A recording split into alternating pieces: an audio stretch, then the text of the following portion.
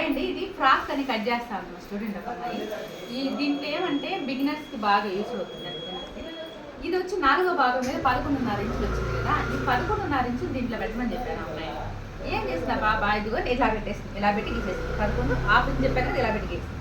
ఇదైతే కరెక్ట్ కాదండి. 11.5 ఇంచులు ఇది మార్కింగ్ తెచ్చుకున్నారు కదా, మనకు బాడీలో వచ్చి ఇది క్రాసింగ్ రావడం కోసం మనం ఇట్లా షేప్ తీసుకున్నాం కదా ఇక్కడ, అంటే ఇట్లా రౌండ్ రావడం కోసం. ఇది కూడా రౌండ్ రావాలంటే నేను చాలాసార్లు చెప్పున్నాను వీడియోలో, ఇది 14.5 వచ్చింది కదా ఇక్కడికి, సేమ్ ఇక్కడికి 14.5 రావాలండి.